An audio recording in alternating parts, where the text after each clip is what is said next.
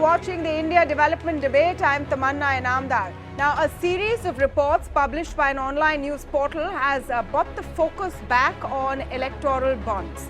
The reports cite replies to an RTI query that indicate the RBI and the EC, that's the Election Commission's reservations, were overlooked while going ahead with the system of electoral bonds. The reports also claim that the bonds are not really anonymous because the State Bank of India that issues the bonds has a record of who has bought it and who it's going to. The Congress party has now, on the back of these reports, demanded a scrapping of the entire system that has so far generated close to 2,000 crore rupees in donations to political parties. 1 फरवरी 2017 को जब आम budget में इस सरकार ने ये प्रावधान किया कि अज्ञात इलेक्टोरल बॉन्ड जारी किए जाएं, जिसके ना डोनर का पता है, ना जितना पैसा दिया गया उसकी कोई जानकारी है और जिसको दिया गया है उसकी भी कोई जानकारी नहीं है, उससे सरकारी भ्रष्टाचार के ऊपर अमली जामा चढ़ाया गया है। भारतीय जनता पार्टी एकमात्र ऐसी पार्टी है जिसने लगातार काले धन के ऊपर वार किया है और चुनावी प्रणाली में ईमानदार पैसे को प्रोत्साहन दिया है। सिर्फ वही लोग इलेक्टोरल बॉन्ड्स का विरोध कर रहे हैं जो काले धन में विश्वास करते हैं और जिनको आदत पड़ गई है वर्षों वर्षों तक काला धन चुनाव में इस्तेमाल करने के लिए। Now, the claim is that electoral bonds lead to transparency in political funding. But is that truly the case? To speak on this, I am joined now by an esteemed panel, Professor Arun Kumar, Sushil Kedia, and of course, Gopal Agarwal is also joining me from the BJP. But before I go on to the debate, I am joined now by Congress Rajya Sabha member Rajiv Gowda. Mr. Gowda, let me begin with the Congress party's opposition to electoral bonds. Now, electoral bonds have been existing in the system for over a year now. The Congress party has also presumably benefited from electoral bonds. You've also got donations. Why then no kind of protest or question about it before this? Wasn't the Congress as a political party also complicit in the whole system so far?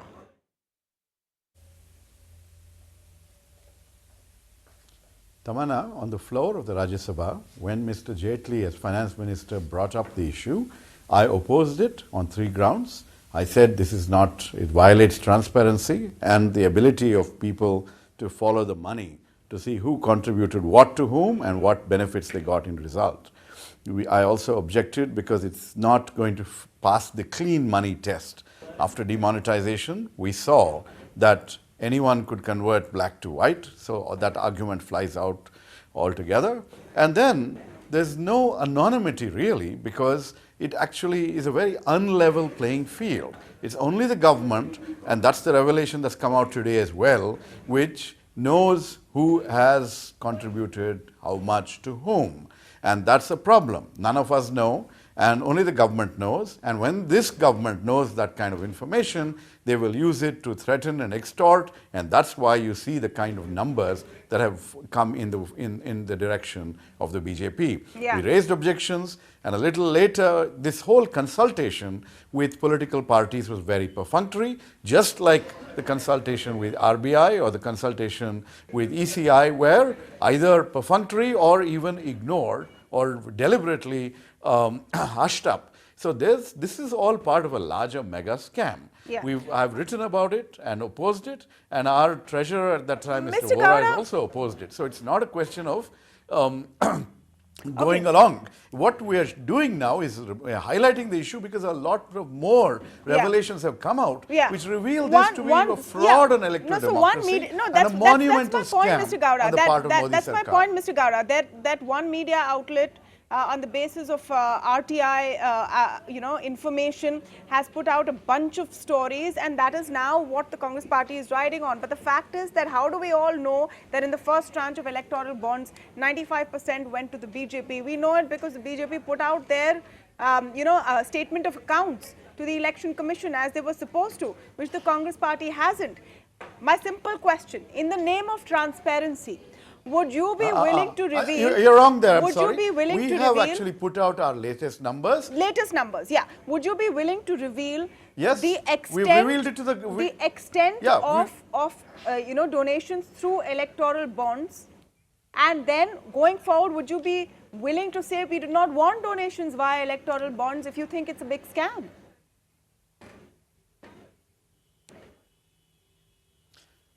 The two parts to your question, so Yeah. I'll just answer both of them. Yeah. We have already revealed, officially submitted reports, which the BJP has not, about the extent of electoral bonds that we have received. They are a legal method of contributing to political parties as of now. So even if we object, if someone gives us electoral bonds and says, boss, we want you to go out there and win the election and save the country, we will say, okay, thank you, and then that's what we've done. But that doesn't come in the way of us objecting to the larger process and asking for reform or much more action, in fact. The basic thing is we've received about 500 crores and we've reported this, okay? Okay, but it doesn't that, I'm sorry to say, Mr. Gowda, it smells a bit of hypocrisy, because if you are calling this a scam, you're not saying we want reforms in electoral bonds. No, you're saying it's allowing for corruption. So then don't take it. Don't take it. These are, at the end of the day, they're like bearer bonds. We are saying, no. See, this is what the problem is. The scamsters are sitting in government. You're attacking the opposition for having received I'm something talking which to is you legal right at this now, Mr. particular Gowda. You're point. not appearing in a that's debate, actually so I have to really play the devil's advocate. diverting I have attention. to ask you the One questions second, you don't want to hear. Please. Oh, please ask as many questions as you like. There's no problem. We'll give you the answers. But the basic point is this, that here, what has happened is we're unraveling a situation.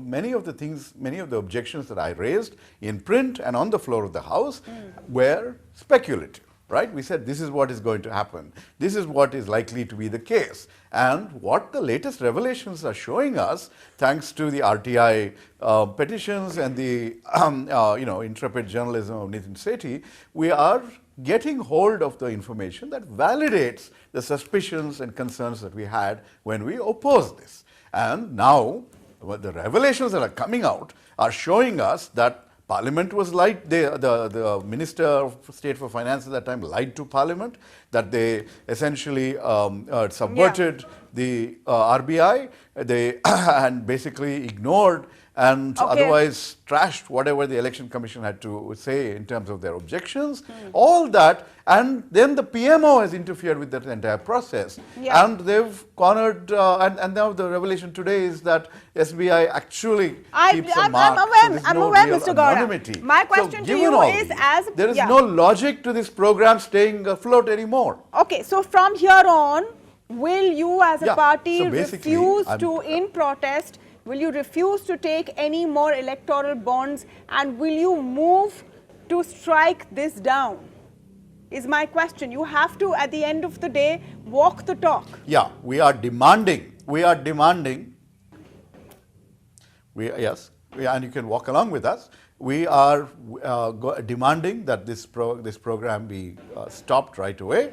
We are demanding action against all the finance ministry officials and others who are involved in the cover-up and in sort of a massive charade, on democracy. But we will also, I will suggest to our leadership to issue a call saying anyone who wants to donate, please donate openly through checks, and don't use this route that we are opposing. That is something, a suggestion that I will pass on. I will pass on that suggestion. Absolutely, because that's when it shows that you mean what you're saying. Thank you, Mr. Gowda, for your time. Rajiv Gowda there, Rajya Sabha MP and senior Congress leader, talking about the Congress protests on the floor of the House against the electoral bond system. Well, I'm joined now by Gopal Krishna Agarwal, National Spokesperson of the BJP, Professor Arun Kumar from the Institute of Social Science, and Sushil Kedia, founder of Kedianomics, which is a market research firm. He's recently written a piece defending electoral bonds, so I think it'll be interesting to hear his perspective on the show. But let me come to the political question first. To you, Mr. Agarwal. Some of these claims in this series of reports based on RTI documents are pretty serious. We've heard from the minister today, from Mr. Piyush Goyal, but do you think that a deeper probe is required to establish what exactly is happening, especially on the question of anonymity?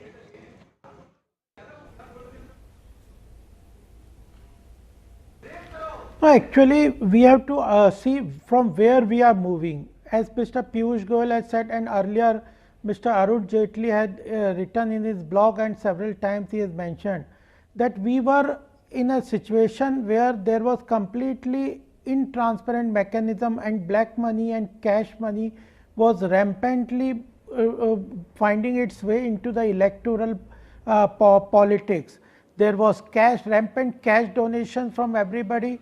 So, what our government said, that it was 2-3 things that our government did on moving from a non-transparent mechanism to a better audit trail and establishing some sort of better transparency in the electoral funding, is that we reduced the cash donation from 20,000 to 2,000.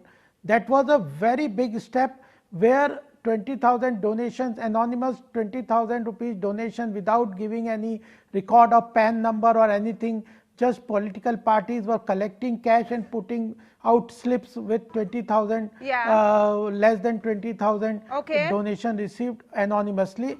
That we have stopped to 2,000. That's the most important thing. Second thing is, now we have moved to a very stringent regulation with regard to income tax and the election commission on political parties giving proper returns, timely returns. No, returns is a separate thing, Mr. Agarwal. Let's come back to returns.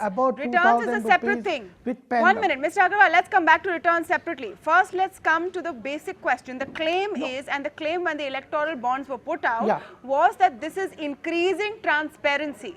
This is increasing transparency within the system and within the political system. Yes. Let me go across to Professor Arun Kumar. Is that actually the case?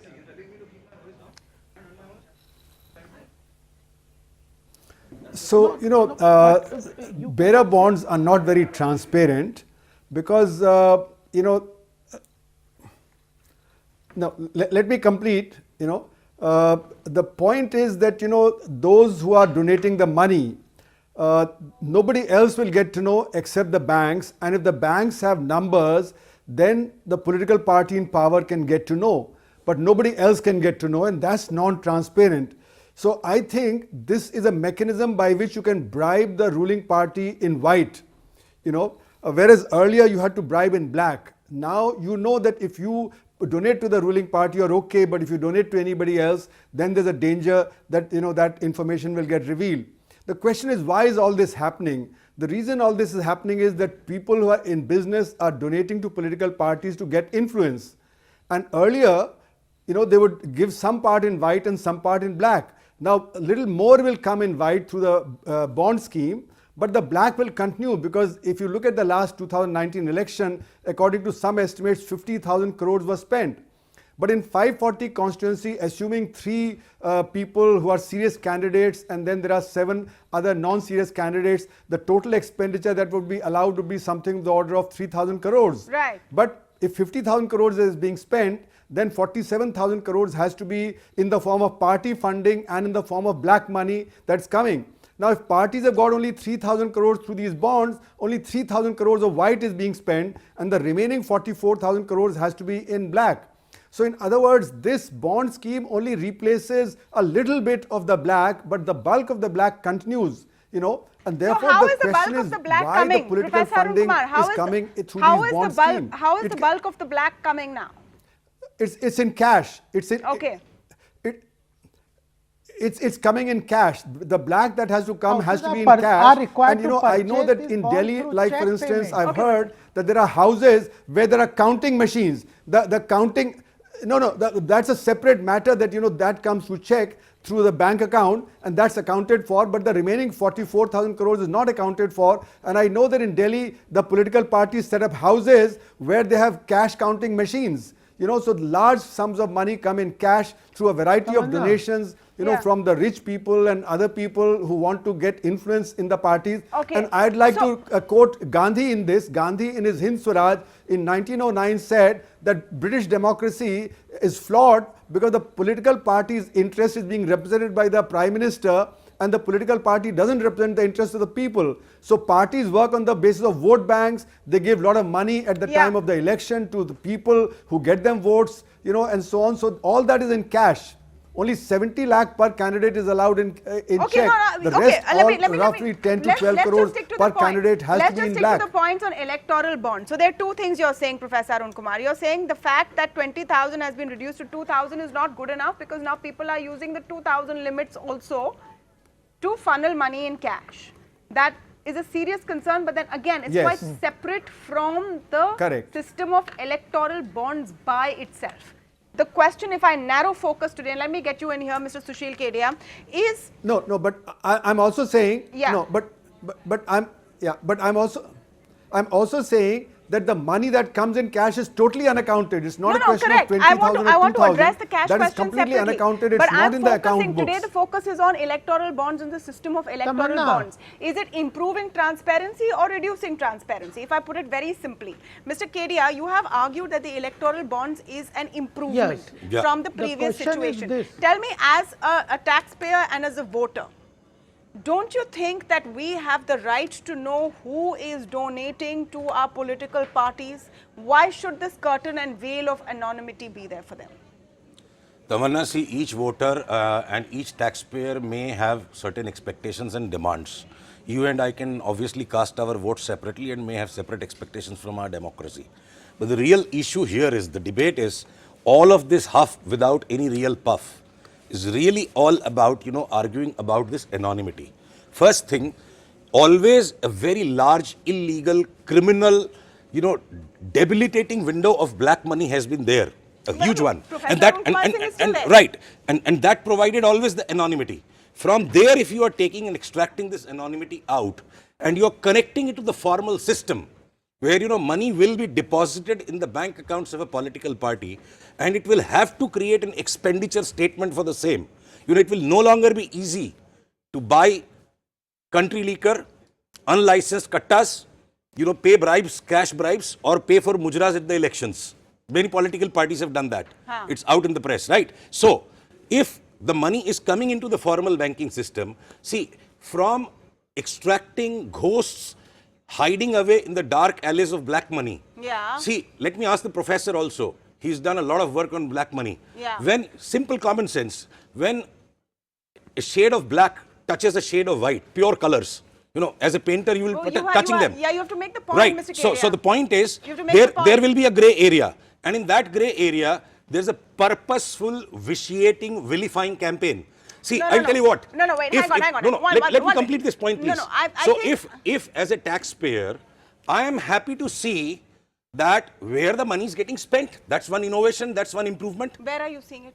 If the money is coming into the formal banking system, political parties have to file their income tax. The bearer bond can be like a piece of paper like this. No. Bearer bond can be anything. What I'm saying is the bearer bond finally goes into the bank account of political party. First of all, let me tell you, our mics are very sensitive. All right. So we can all calm down and talk. All right. You're seeing everyone's really calm in Delhi as well.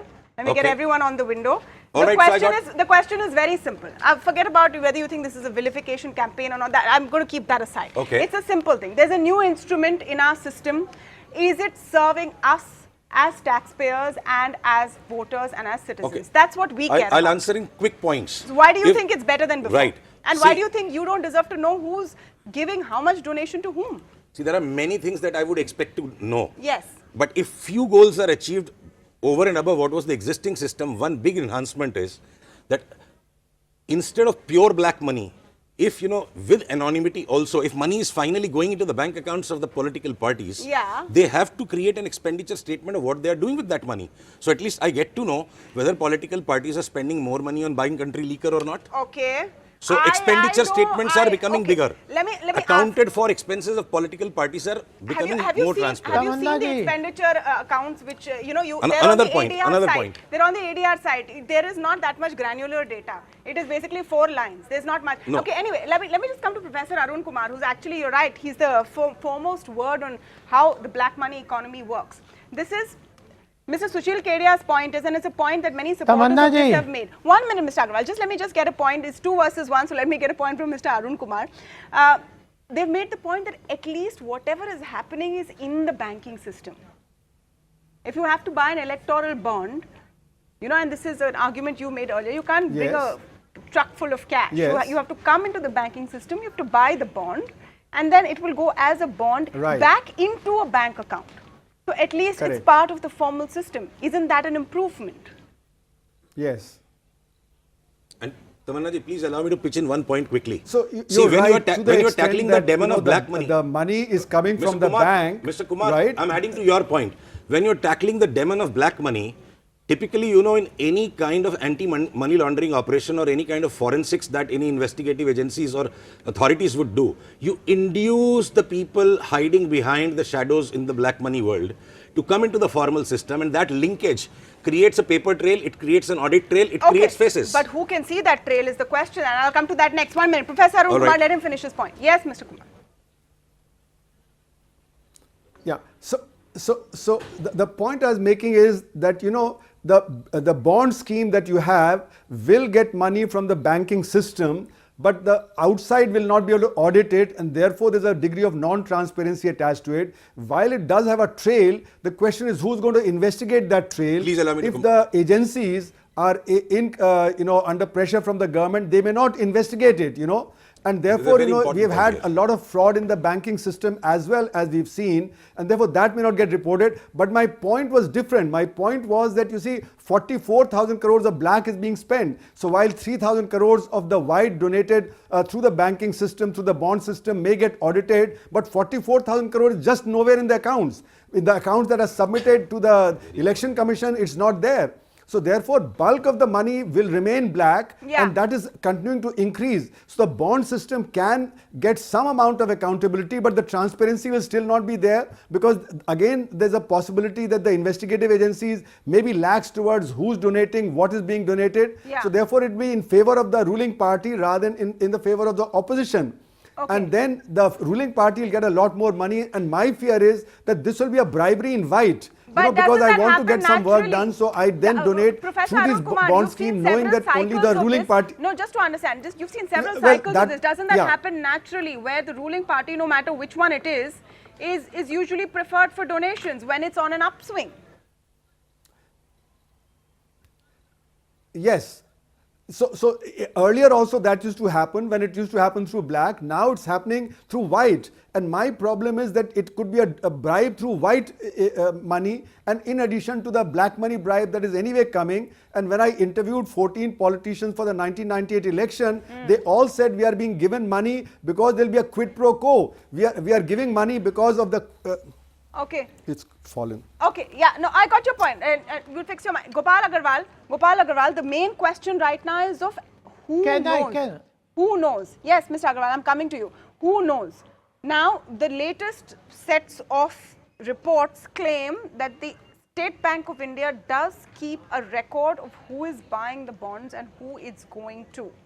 The fear then is that since it's a public sector enterprise, the government of the day, whichever one it is, and it currently happens to be the BJP, then will have access to this information and can use or misuse it. How does this fear get quelled? I'd like to answer this. Tamanna, if you are giving this information, using this information that the state bank has the information and the government can have it, then you are arguing your own case. Those who are arguing that there should be complete transparency and openness and declaring who is donating, which corporate house or which person is donating to which party. Now, if that information is there, they are saying ki it will harm. So this is not the issue. This is the main reason that it is for benefiting of the opposition party. One thing I would like to tell you, your question started, is it an improvement into the right direction and transparency or not? Yes. I am now telling that it's an improvement. It's not the ultimate case. There can be a better improvement. Second thing is, you just cannot look into an isolated case. It's not a bearer bond that anybody can take the bond and encash it anywhere. Mr. It has Agarwal, to be only used by a political party, and they have to deposit in their designated bank account. Why? They have to. Why the anonymity? Why the anonymity? They have to deposit in top their corporates designated have bank recently- account. No, top corporates have recently very clearly shown and declared that their electoral trusts and who they have donated to. They've put this information out in the public domain. Why can't this information be put in the public domain? So that there is no if and but So tomorrow. So but if any corporate house, any political party want to take directly from the donors in the form of check directly, nobody is stopping. The government is given this electoral bond is a mechanism where those corporate house or anybody who is reluctant to disclose his identity with the fear of that he will be vindicated in later cases when there is any opposition party, he is But if there's reluctant no to donate anonymity, to the opposition party, yeah. or if he gives to the current party and next party. Yeah, but if there is no There is anonymity, it then is not complete anonymity. Yeah. There is a established audit trail. There is a mechanism to establish the audit trail. Yeah. Second thing is that it is not a bearer bond. It has to be deposited only by the political party in Right. their designated bank account. So only. there is so you're And the contradicting RBI, yourself. So you're Election saying there is an Commission and audit the trail. government There is has an the audit trail. information. Yeah, I got your point, Mr. Agarwal. So there is an audit trail, Mr. Kedia, which is with a public sector bank. So there is anonymity, but maybe not fully. No, I'll jump into this point quickly. See, there is a very big point everybody has been so far missing all over the country and in this debate. Anonymity and transparency are made out to be two virtues at the sacrifice of the simple concept of privacy. All this bond is trying to achieve is privacy, and this anonymity transparencies are alibis. Let me explain this, please. Let me explain this, please. The same way that the state and the people have a contract, implicit contract, that privacy is our right. Do you know? But if required, on any criminal investigation, phone calls can be tapped. Yeah. And I'll answer the professor. Yeah. If there is going to be abuse of I'm power, sorry, if sorry, there is going Mr. to be Kedia. any abuse of power, people will throw that government out. No, I'm and sorry. If today there is Mr. any Kedia, scam, I'm going to have to ask you to stop here. I'm going to have to ask you to stop here, and I'm going to have to challenge your privacy concept. Do you know that the government right now wants to move to see where traceability starts for WhatsApp and other such services? That is the privacy that you should really be concerned about more than anything else. We can discuss it anyway, another day. we have completely run out of time, and I will have to end this, but this is a discussion which will have to go on. We'll take a break for now, but we're coming back with much more on the India Development Debate.